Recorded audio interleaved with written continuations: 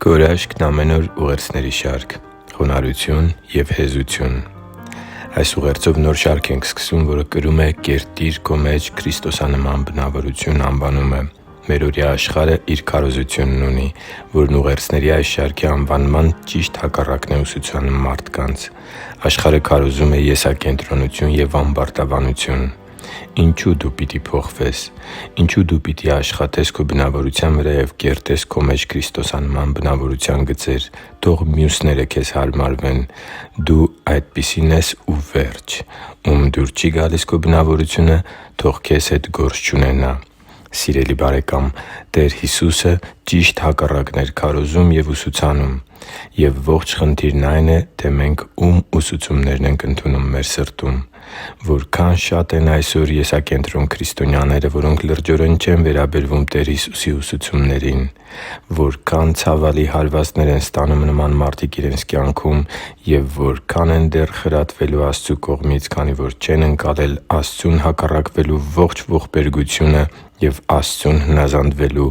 ողջ երանությունը։ Հակոբոս 4:5-6 Կամ թե կարծում եք Սուրբ Գիրքը զուր է ասում. «Աստված նախանձախնդրությամբ պահանջում է այն Հոգին, որ բնակեցրեց մեր մեջ»։ Բայց ավելի մեծ շնորհ է տալիս դրա համար ասում. «Աստված ամբարտավաններին հակառակ է, բայց խոնարհներին շնորհ է տալիս»։ Ես իմ ամբողջ սրտով ուզում եմ, որ քո կյանքում առատորեն հեղվեն խոնարհների համար Տեր Աստծու պատրաստած շնորհները, և քո ոչ մի քայլի ու որոշման կամ խոսքերի ու վերաբերմունքի մեջ չլինի ամբարտավանության ու եսակենտրոնության որևէ նշույլ, որպեսզի չբախվես Տեր Աստծու բարկությանն ու հակառակ չգնաս Նրան ու Նրա Խոսքին։ Եվ այս ամենի բանալին խոնարհության ու հեզության առկայությունն է քո բնավորության մեջ կամ դրանց բացակայությունը։ Խոնարհությունն ու հեզությունը քրիստոնեական բնավորության հիմքն են։ Քրիստոս Ինքը կանչեց մեզ հետևելու Իր օրինակին ասելով. «Ինձնից սովորեք, որովհետև Ես հեզ եմ ու սրտով խոնարհ, և ձեր հոգիներին հանգստություն կգտնեք» (Մատթեոս 11:29)։ Աստծու համար թանկ ու սիրելի՛ զավակ, ամենաբարձր պտղատու ծառերը ամենից ցածր են խոնարհվում պտուղների ծանրության տակ։ Այդպիսին են նաև Քրիստոսի ճշմարիտ աշակերտները։ Տեր Հիսուսը հորդորում էր Իրենից սովորել խոնարհություն և հեզություն։ Ե՛կ միասին քննենք խոնարհության ու հեզության Նրա որակները։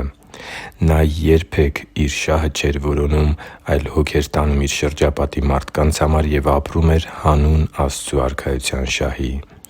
Նա երբե՛ք Իր անվան կամ հեղինակության համար չէր պայքարում, այլ ամեն բան անում էր, որպեսզի Աստծու անունը մեծարվի Իր ապրելակերպի ու ծառայությունների միջոցով։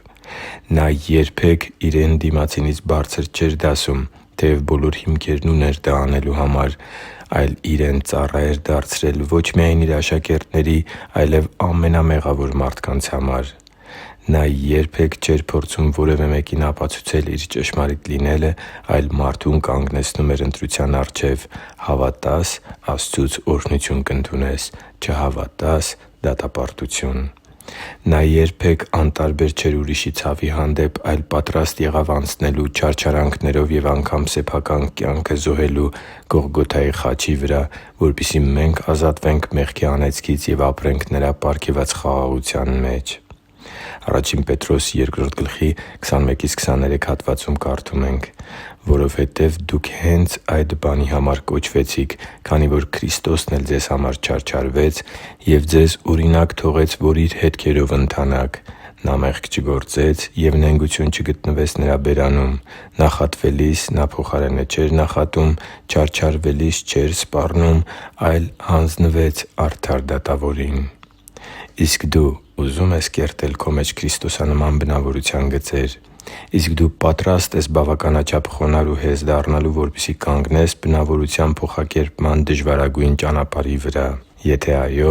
ապա առաջարկում եմ աղոթքի մեջ խնդրել Տեր Աստծուն, որպեսզի այս շարքի մյուս ուղերձների մեջ առանձնահատուկ կերպով խոսի քո սրտին և Իր շնորհի զորության օգնությունն ուղարկի քեզ բնավորության փոխակերպման հրաշքը քո կյանքում իրականացած տեսնելու համար։ Ամենաբարձր պտղատու ծառերը ամենից ցածր են խոնարհվում պտուղների ծանրության տակ։ Այդպիսին են նաև Քրիստոսի ճշմարիտ աշակերտները։ Հիշի՛ր, որ դու Աստծո հրաշքն ես, և Աստված սիրում է քեզ։ Շնորհակալ եմ, որ դու կա՛ս։ Սիրով և աղոթքով, Արման Մանուկյան։